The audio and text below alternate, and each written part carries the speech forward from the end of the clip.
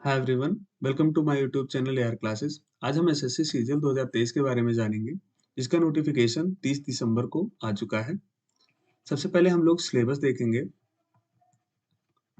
और इसके पीवाईक्यू को देखेंगे और इसे पता लगाएंगे कहाँ से क्वेश्चंस पूछे जाते हैं, कौन से टॉपिक से क्वेश्चंस आ रहे हैं और कहाँ पे हमें वर्क करने की ज़्यादा ज़रूरत है। उसके बाद हम लोग देखेंगे इस एग्जाम को क्रैक करने के लिए हमें कौन-कौन से बुक्स पढ़ने की ज़रूरत है और कौन से टीचर को रेफर करने की ज़रूरत है जिससे कि इस एग्जाम को आसानी से निकाला जा सके। सबसे पहले हम इसके सिलेबस को देखते हैं कि इसके सिलेबस में क्या-क्या चीज़ें पूछी जाती हैं। तो इसमें 4 सब्जेक्ट से क्वेश्चंस आते हैं। सबसे पहले आता है मैथ, इंग्लिश, रीजनिंग और जीएस। इन चारों सब्जेक्ट से 25-25 क्वेश्चन पूछे जाते हैं और हर एक क्वेश्चन 2 नंबर का होता है। तो 200 नंबर के यह पेपर होता है और इसमें 1/4 की नेगेटिव मार्किंग भी होती है। तो इस चीज़ का हमें विशेष ध्यान देना है। इसके बाद हम लोग देखते हैं कुछ बेसिक फैक्टर को जो कि बहुत इंपॉर्टेंट होते हैं।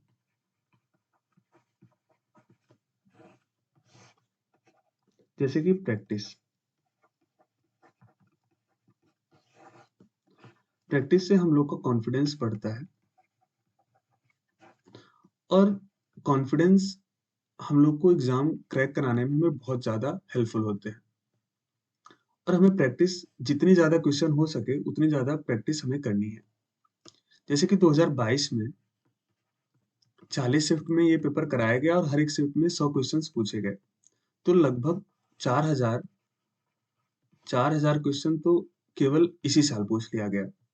और अगर हम पिछले 3 से 4 साल के क्वेश्चन पेपर को सॉल्व करके जाते हैं तो लगभग हम लोग के पास 10,000 से ज़्यादा क्वेश्चन की प्रैक्टिस हो जाएगी और इतने क्वेश्चन अगर हम प्रैक्टिस कर ले रहे हैं तो हमें एग्जाम का पैटर्न समझ में आ जाएगा और हमारी बहुत सारी चीजें कवर अप हो जाएंगी। दूसरी सबसे ज़्यादा ज़रूरी चीज़ होती है मॉक टेस्ट। मॉक टेस्ट से मॉक टेस्ट से हम लोग की बहुत सारी चीज़ें इंप्रूव हो जाती हैं। जैसे टाइमिंग। टाइमिंग इसलिए क्योंकि 60 मिनट होते हैं और क्वेश्चन सॉल्व करने होते हैं 100। तो अगर हम किसी भी क्वेश्चन में ज़्यादा टाइम लगाए तो समझ लिए हमारा सिलेक्शन वहाँ पे प्रॉब्लम क्रिएटिंग हो जाएगा, हमारा सिलेक्शन नहीं हो पाएगा। तो हमें ये भी बहुत ध्यान में रखना ज़रूरी है कि हम कितने टाइम में कितने क्वेश्चन अटेम्प्ट कर रहे हैं। तो एक बार पूरे क्वेश्चन को अटेम्प्ट करने के लिए हमें टाइमिंग बहुत ज़्यादा एक्यूरेट रखनी पड़ेगी। उसके बाद हम लोग देखते हैं स्पीड हमारा इम्प्रूव होता है कि जितने ज़्यादा हम क्वेश्चन अटेम्प्ट करते जाएंगे, 1 मॉक दिए, 2 मॉक दिए, 3 मॉक दिए, तो हम लोग की स्पीड धीरे-धीरे बढ़ने लगेगी और हम लोग एग्ज़ाम पैटर्न को अच्छे से समझ जाएँगे और कंटिन्यू हम लोग इसके ऊपर वर्क करेंगे। हमारी एक्यूरेसी भी सुधरती है। हमारी एक्यूरेसी ऐसे सुधरेगी कि जैसे मान लीजिए 80 क्वेश्चन हमने सॉल्व किया और उसके बाद मैंने केवल 50 क्वेश्चन मेरे सही हुए, तो 30 क्वेश्चन हमारे गलत हो रहे हैं। लेकिन हम आगे चल के इसको धीरे-धीरे सुधार के 80 क्वेश्चन सॉल्व तो कर रहे हैं, लेकिन हो सकता है हमारे 70 क्वेश्चन सही हो जा रहे हैं। तो वहाँ से हमारी धीरे-धीरे जैसे-जैसे प्रैक्टिस बढ़ेगी, तो वहाँ हमारी एक्यूरेसी भी सुधरेगी। इससे हमारा ओवर टाइम का पता लगता है। कई बार ऐसा होता है कि हम क्वेश्चन को सॉल्व तो कर रहे हैं, लेकिन क्वेश्चन सॉल्व भी हो जा रहा है, लेकिन उसमें ओवर टाइम लग जा रहा है। जैसे मैथ के कई क्वेश्चन्स होते हैं, उसमें हमें हो सकता है कि 40 सेकंड ही में हमें सॉल्व करना है, बट वो क्वेश्चन सॉल्व करने में हमें 2 मिनट लग जा रहे हैं, 1.5 मिनट लग जा रहे हैं। तो आगे जो आसान क्वेश्चन्स आने वाले हैं या हैं, उसको हम सॉल्व करने के लिए हमारे पास इनफ टाइम ही नहीं होगा, तो हमारे क्वेश्चन छूट जाएँगे। तो हमें ओवर टाइम भी पता चल जाता है, किस क्वेश्चन पे हमें कितना टाइम देना है। उसके बाद हम लोग देखते हैं अटेम्प्टेड क्वेश्चन कि हम लोग एग्जैक्ट कितने अटेम्प्ट किए हैं क्वेश्चंस को। और उसके बाद लास्ट में ये भी पता लगता है कि हम लोग कई क्वेश्चनों में टाइम तो दे देते हैं, बट हम लोग सॉल्व नहीं कर पाते क्वेश्चंस को। तो ये सारी चीज़ें हमें आगे चल के मॉक से इम्प्रूव हो जाती है हमारी। इसके बाद हम लोग देखते हैं एनालिसिस ऑफ मॉक।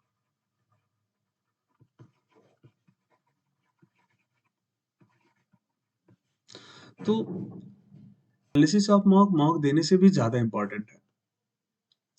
इससे हमारी 2 चीज़ें पता लगती हैं कि हमारा वीक ज़ोन क्या है कहाँ से हमारे नंबर बन नहीं रहे हैं और हमारा स्ट्रॉन्ग ज़ोन क्या है, कहाँ से हमारे नंबर आ रहे हैं।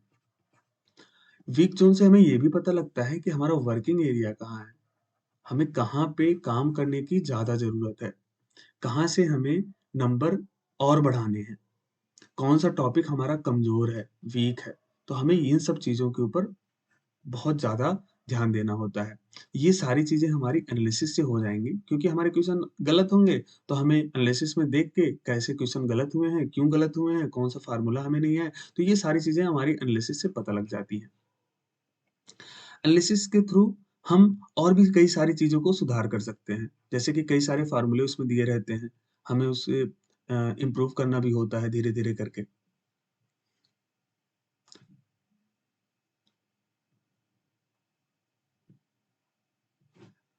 इसके बाद हम लोग देखते हैं कि बहुत लोग पूछते हैं कि हमें कितने मॉक देने चाहिए? तो अभी तक हम लोग 5 महीने हम लोग के पास बचे हुए हैं। तो 5 महीनों में हम लोग के पास लगभग 20 हफ्ते हैं। अगर 20 वीक में और हर एक वीक में हम 2 केवल mock test, full mock test दे रहे हैं, तो लगभग 40 मॉक टेस्ट तो यही हो गए। और उसके बाद हम लोग देख रहे हैं कि जो लास्ट का 1 महीना है, उसमें हम लोग नंबर ऑफ मॉक्स को बढ़ा देते हैं। मान लीजिए मैंने 10 बढ़ा दिए, तो हम लोग के pass on average 50 plus mock हो जाएँगे। अगर 50 प्लस मॉक हम लोग देके जा रहे हैं, तो हम लोग के पास प्रैक्टिस भी अच्छी होगी, हमारी एक्यूरेसी भी सुधर चुकी होगी, हमारी टाइम मैनेजमेंट भी, स्पीड भी और सारी चीज़ें हम लोग धीरे-धीरे करके इम्प्रूव कर लिए होंगे और इतने मॉक देने के बाद हमारा एक अलग कॉन्फिडेंस होगा, जिससे कि हमारा ये एग्ज़ाम आराम से हो जाए। तो अभी तक अगर हम मॉक से प 5000 क्वेश्चन को सॉल्व कर रहे हैं और उसके बाद 10,000 हमने पीवाईक्यू सॉल्व किए हुए हैं, तो लगभग हम लोग के पास 15,000 से ज़्यादा क्वेश्चन हम लोग सॉल्व करके यहाँ पे आए हुए हैं। तो मुझे नहीं लगता कि इतने क्वेश्चन सॉल्व करने के बाद आपके सिलेक्शन होने में कोई भी प्रॉब्लम्स आएँगी।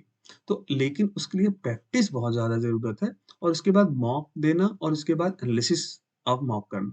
तो ये सारी चीज़ें को ध्यान में रखना है और एग्ज़ाम को आराम से निकाल लेना है। तो एक बार समराइज़ करके मैं बता देता हूँ। सबसे पहले इसके सिलेबस को देखिए, इसके पीवाईक्यू को देखिए और समझिए कि इसमें क्या-क्या आता है। बुक लिस्ट और इसके जो कॉम्प्रिहेंसिव सिलेबस है, जो कि विस्तार से बताया जाएगा कि मैथ में एग्ज़ैक्ट क्या आता है, उसके बाद इंग्लिश में क्या एग्ज़ैक्ट पूछे जाते हैं, जीएस में कौन-कौन से टॉपिक से क्वेश्चन्स आ रहे हैं, रीज़निंग में कौन-कौन से टॉपिक से क्वेश्चन्स आ रहे हैं। तो सिलेबस का एक अलग वीडियो बनाई जाएगी और इसके बाद कौन-कौन से बुक लिस्ट को फ़ॉलो करना है, उसकी एक अलग वीडियो आएगी और उसके बाद कौन से टीचर को रेफ़र करना है, कौन से टॉपिक्स के लिए करना है, इसकी भी एक अलग वीडियो आएगी। तो इन सब चीज़ों को देखते रहिए और इसके बाद हमारे चैनल को लाइक, शेयर और सब्सक्राइब भी कर दीजिएगा। Thank you so much. Bye.